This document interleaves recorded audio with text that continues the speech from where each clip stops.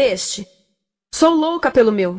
Na verdade, adoro todas as minhas coisas. Já se perguntou de onde vêm todas as coisas que compramos e para onde vão quando nos desfazemos delas? Não conseguia deixar de pensar nisso, por isso quis saber mais sobre o assunto. E os livros diziam que as coisas se deslocam ao longo de um sistema. Da extração para a produção, para a distribuição, para o consumo e para o tratamento de lixo. Isso tudo se chama a economia de materiais. Bem, estudei um pouco mais. Eu passei 10 anos viajando pelo mundo, atrás de pistas de onde vêm as nossas coisas e para onde vão. E sabe o que eu descobri? Esta não é toda a história. Falta muita coisa nessa explicação. Em primeiro lugar, neste sistema parece que está tudo bem, sem problemas. Mas, na verdade, é um sistema em crise, porque trata-se de um sistema linear. E nós vivemos num planeta finito. E não se pode gerir um sistema linear num planeta finito, indefinidamente. Em todas as suas etapas, este sistema interage com o mundo real. A vida real não acontece numa página em branco. Interage com sociedades, culturas, economias, o ambiente. E durante as etapas, a vida vai se chocando contra seus limites. Limites que aqui não vemos porque o diagrama está incompleto.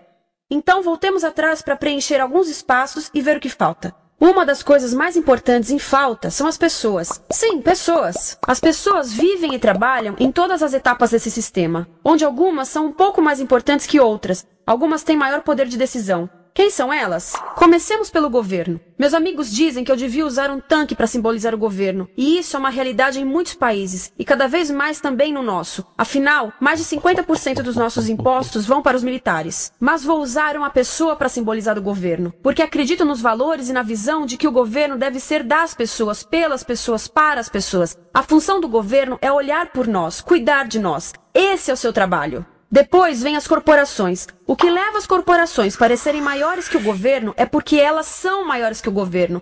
Atualmente, entre as 100 maiores economias da Terra, 51 são corporações.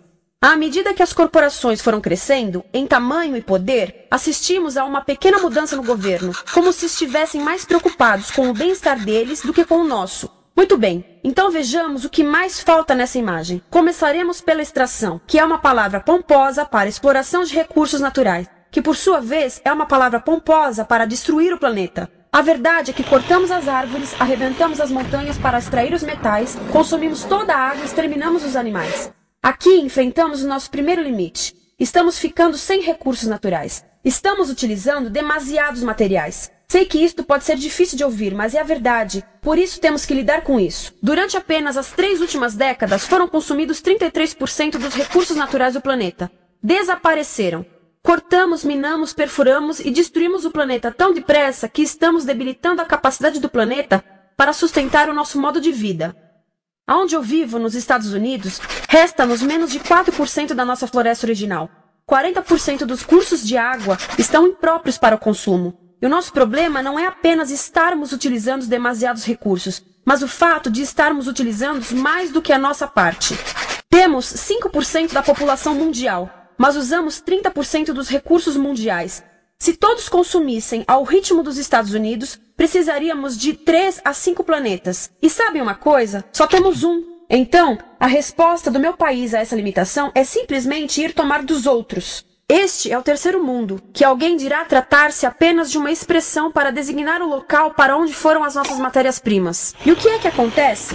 A mesma coisa, destruição do local. 75% das zonas de pesca do planeta estão sendo exploradas ao máximo ou além da sua capacidade. Desapareceram 80% das florestas originais do planeta. Só na Amazônia perdemos 2.000 árvores por minuto, o equivalente a um campo de futebol por minuto. Então, e as pessoas que vivem aqui? Bem, de acordo com esses sujeitos, eles não são donos desses recursos. Mesmo que vivam lá há gerações. Não são donos dos meios de produção, nem compram muitas coisas. Nesse sistema, quem não possui nem compra muitas coisas não tem valor. A seguir, as matérias-primas seguem para a produção, aonde utilizamos energia para misturar químicos tóxicos com recursos naturais para produzir produtos contaminados com tóxicos. Há atualmente no comércio mais de 100.000 químicos sintéticos. Apenas um punhado foi testado para avaliar o seu impacto na saúde, e nenhum foi testado em relação aos impactos sinérgicos na saúde, ou seja, a interação com todos os outros químicos aos quais estamos expostos diariamente. Por isso, desconhecemos o impacto total deles na saúde e no ambiente. Mas sabemos uma coisa: os tóxicos entram e saem. Enquanto continuarmos a introduzi-los nos nossos sistemas de produção industrial, continuaremos a inserir esses tóxicos nos produtos que levamos para nossas casas, trabalho e escolas, e claro, para nossos corpos. Como os BFRs, ou retardantes de incêndio à base de brometo, que tornam as coisas mais resistentes ao fogo, mas são super tóxicos. São neurotóxicos, ou seja, tóxicos para o cérebro. O que é que estamos fazendo usando esses químicos? Apesar disso, os usamos em nossos computadores, eletrodomésticos, sofás, colchões e até alguns travesseiros. Sim, pegamos nossos travesseiros, os revestimos com neurotoxinas, levamos para casa e dormimos por 8 horas com eles. Não sei, mas acho que num país com tanto potencial, poderíamos ter uma maneira melhor de evitar que as cabeças peguem fogo à noite. Sabia que essas toxinas vão se acumulando ao longo da cadeia alimentar e se concentram nos nossos corpos? Sabe qual é o alimento do topo da cadeia alimentar com o nível mais elevado de químicos tóxicos? O leite materno. Isto significa que os menores membros das nossas sociedades, os nossos bebês, recebem as maiores doses de químicos tóxicos das suas vidas a partir do leite das suas mães. Não acha que é uma incrível violação? A amamentação deveria ser o mais importante ato humano de nutrição. Deveria ser algo sagrado e seguro. A amamentação continua a ser o melhor e as mães devem amamentar, mas nós deveríamos proteger esse ato. Eles deviam protegê-lo. Eu pensava que zelavam pelos nossos interesses. As pessoas que mais sofrem com esses produtos químicos são os trabalhadores das fábricas. Muitos são mulheres em idade reprodutiva, que trabalham com toxinas que afetam a gestação, carcinogênicos e muito mais. Agora eu pergunto, que tipo de mulher em idade reprodutiva trabalharia num emprego deste, exposta a estas toxinas, a não ser uma mulher sem outra alternativa? Essa é uma das maravilhas desse sistema. A erosão dos ecossistemas e economias locais, aqui, garante um fluxo constante de pessoas sem alternativas. No mundo, há 200 mil pessoas por dia se deslocando de ambientes que as sustentaram ao longo de gerações para cidades, onde muitas vivem em bairros de lata, à procura de emprego, por mais tóxico que seja. Não só os recursos são desperdiçados ao longo desse sistema, mas também pessoas, comunidades inteiras são desfeitas. Sim, as toxinas entram e saem. Muitas delas saem das fábricas em produtos, e muitas mais saem como subprodutos, ou poluição. E estamos falando de muita poluição. Nos Estados Unidos, as indústrias admitem liberar mais de 1.800.000 quilos de químicos tóxicos por ano. Deve ser muito mais, porque isso é o que eles admitem. Trata-se de outro limite, porque quem quer ver e respirar 1.800.000 quilos de químicos tóxicos por ano? Então o que eles fazem? Mudam as fábricas poluidoras para o estrangeiro, para poluir outros países. Mas, surpresa, grande parte dessa poluição volta para nós trazida pelo vento. E o que acontece depois de todos os recursos naturais serem transformados em produtos? Passam por aqui, para a distribuição, o que significa vender todo o lixo contaminado com toxinas o mais rápido possível. Aqui, o objetivo é manter os preços baixos, com as pessoas comprando os produtos em constante movimento. Como eles mantêm os preços baixos? Pagam salários baixos aos trabalhadores das lojas e restringem o acesso aos seguros de saúde sempre que podem. Tudo se resume em exteriorizar os custos. O verdadeiro custo da produção não se reflete no preço. Em outras palavras, não pagamos aquilo que compramos. Outro dia estive pensando nisto. Ia a caminho do trabalho e queria ouvir as notícias. Por isso entrei numa loja para comprar um rádio. Encontrei um pequeno rádio verde engraçado que custava $4,99. Na fila do caixa pensei, como $4,99 podem refletir o custo da produção e transporte desse rádio até ele chegar nas minhas mãos? O metal deve ter sido extraído na África do Sul. O petróleo provavelmente do Iraque. O plástico produzido na China e talvez montado por uma criança de 15 anos numa fábrica do México. $4,99 não paga nem o aluguel do espaço ocupado na prateleira, nem parte do salário do empregado que me atendeu, ou as viagens de navio e caminhão que o rádio fez. Foi assim que eu percebi que eu não paguei o valor do rádio. Então, quem pagou? Estas pessoas pagaram com a perda do espaço dos seus recursos naturais. Estas pagaram com a perda do ar puro, com o aumento de doenças como asma e câncer. As crianças do Congo pagaram com o seu futuro, pois 30% delas abandonam a escola para trabalhar nas minas de coltan, um metal que usamos em aparelhos eletrônicos baratos e descartáveis. Estas pessoas pagaram por não ter direito ao seguro de saúde. Ao longo desse sistema, pessoas contribuíram para que eu comprasse o rádio por $4,99. Mas essas contribuições não são registradas por nenhum contabilista. É isto que eu quero dizer com exteriorizar o verdadeiro custo de produção. E isso nos leva à seta dourada do consumo. O coração do sistema, o motor que impulsiona. É tão importante proteger esta seta que se tornou prioridade daqueles dois sujeitos. É por isso que após o 11 de setembro, quando nosso país estava em choque, o presidente Bush poderia ter sugerido fazer luto, rezar, ter esperança, mas não, ele disse para fazermos compras. Compras! Nos tornamos uma nação de consumidores. Nossa principal identidade passou a ser de consumidores. Não mães, professores, agricultores, mas consumidores. Nosso valor é medido e demonstrado pelo quanto contribuímos para esta seta. Quanto consumimos. Não é isso que fazemos? Compramos, compramos, compramos. Manter os produtos circulando. E como circulam? Sabe qual a porcentagem dos produtos que circulam através desse sistema que ainda são usados 6 meses depois da venda na América do Norte? 50%? 20%? Não, 1%. 1. Em outras palavras, 99% das coisas que nós cultivamos, processamos, transformamos, 99% das coisas que percorrem o sistema são lixo em menos de 6 meses. Como é que podemos gerir um planeta com esse nível de rendimento? Mas não foi sempre assim. Hoje, o consumidor médio americano consome o dobro que há 50 anos. Pergunte à sua avó.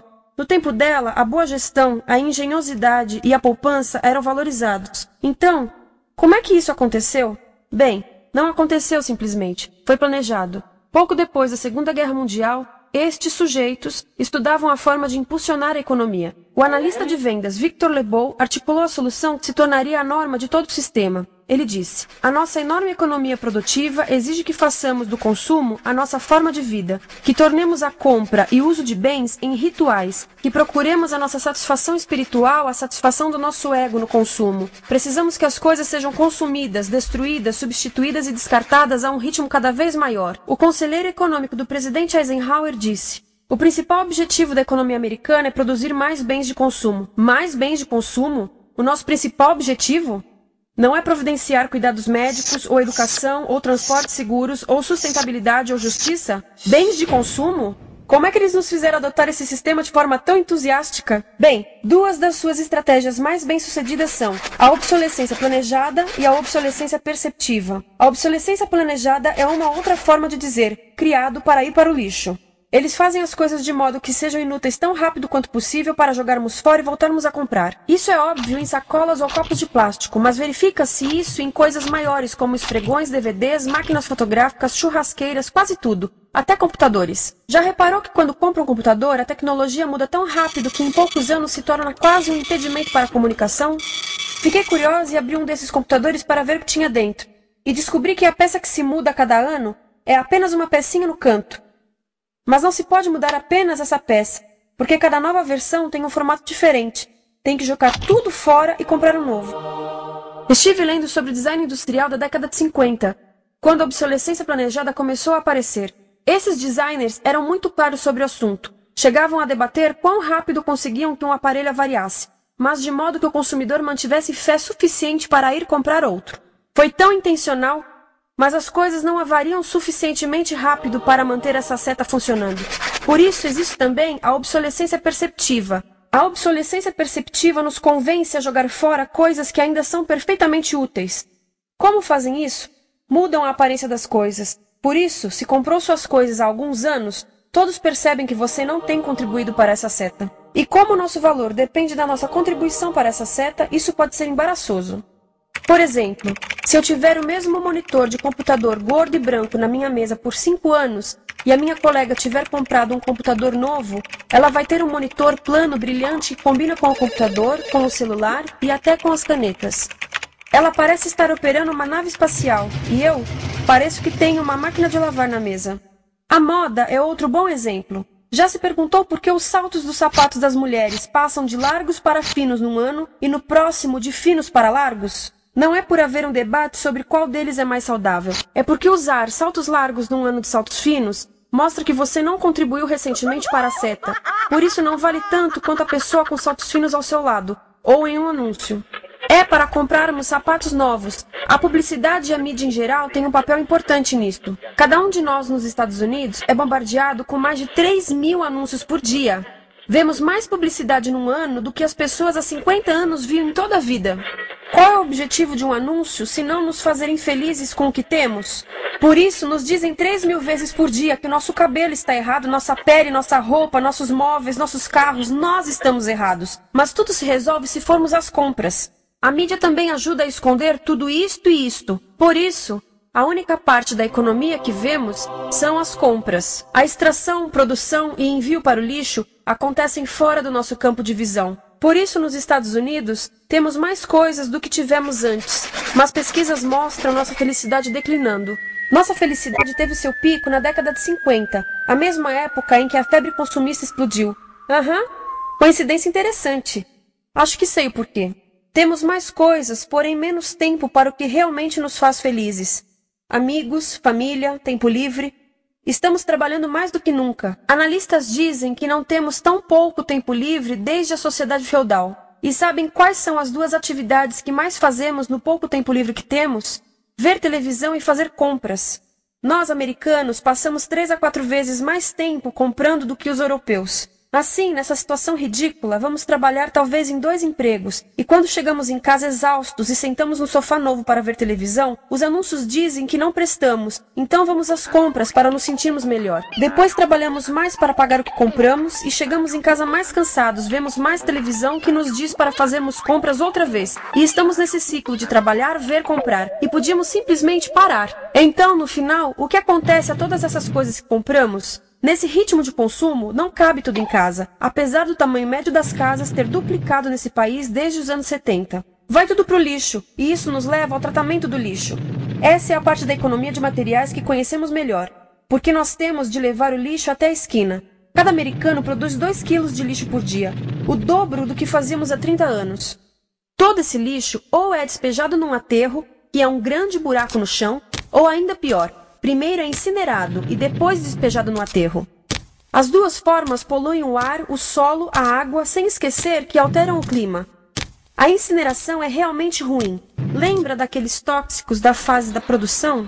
Bem, queimar o lixo libera esses tóxicos no ar. Pior ainda, produz supertóxicos novos, como a dioxina. A dioxina é a substância mais tóxica feita pelo homem, e os incineradores são a principal fonte de dioxina. Isso significa que podemos parar a principal fonte da mais tóxica substância conhecida e feita pelo homem, simplesmente parando de queimar o lixo. E podemos parar hoje. Algumas empresas não querem criar aterros e incineradores aqui. Por isso, também exportam os resíduos. Então, e a reciclagem? A reciclagem ajuda? Sim, a reciclagem ajuda. Ela reduz o lixo nessa extremidade e depois reduz a pressão para minerar e colher mais nessa extremidade. Sim, todos devemos reciclar, mas reciclar não é o suficiente. Reciclar nunca será suficiente, por 2 razões. Primeiro, o lixo que vem das nossas casas é apenas a ponta do iceberg. Para cada saco de lixo que deixamos na esquina, 70 sacos de lixo são criados anteriormente, só para fazer o lixo desse saco que deixamos na esquina. Assim, mesmo que pudéssemos reciclar 100% do lixo das nossas casas, não se chegaria ao coração do problema. Além disso, grande parte do lixo não pode ser reciclado, ou porque contém demasiados tóxicos, ou porque é criado de início para não ser reciclável. Como aquelas caixas de suco, que têm as camadas de metal, papel e plástico, todas coladas. Não dá para separar essas camadas para reciclá-las. Como se vê, é um sistema em crise. Por todo o percurso, estamos batendo em limites, do clima em mudança ao decréscimo da felicidade. Simplesmente não está funcionando. Mas a parte boa de um problema tão generalizado é haver tantos pontos de intervenção. Há pessoas trabalhando aqui salvando florestas, e aqui na produção limpa. Pessoas trabalhando em direitos do trabalho, em comércio justo, em consumo consciente, no bloqueio de aterros e incineradores. E muito importante, em recuperar o nosso governo, para que seja realmente pelas pessoas e para as pessoas. Todo esse trabalho é criticamente importante, mas as coisas vão realmente começar a se mover quando enxergarmos as ligações, quando enxergarmos o panorama geral. Quando as pessoas ao longo do sistema se unirem, poderemos reivindicar e transformar esse sistema linear em algo novo, um sistema que não desperdice recursos ou pessoas. Porque aquilo de que precisamos nos livrar é da antiga mentalidade de usar e jogar fora. Há uma nova escola de pensamento nesse assunto, e é baseada em sustentabilidade e equidade, química verde, zero resíduos, produção em ciclo fechado, energia renovável, economias locais vivas, já está acontecendo. Há quem diga que é irrealista, idealista, que não pode acontecer. Mas eu digo que quem é irrealista são os que querem continuar pelo velho caminho. Isso é que é sonhar. Lembre-se que a velha forma não aconteceu por acaso. Não é como a gravidade que temos que conviver. As pessoas a criaram, e nós também somos pessoas. Por isso vamos criar algo novo.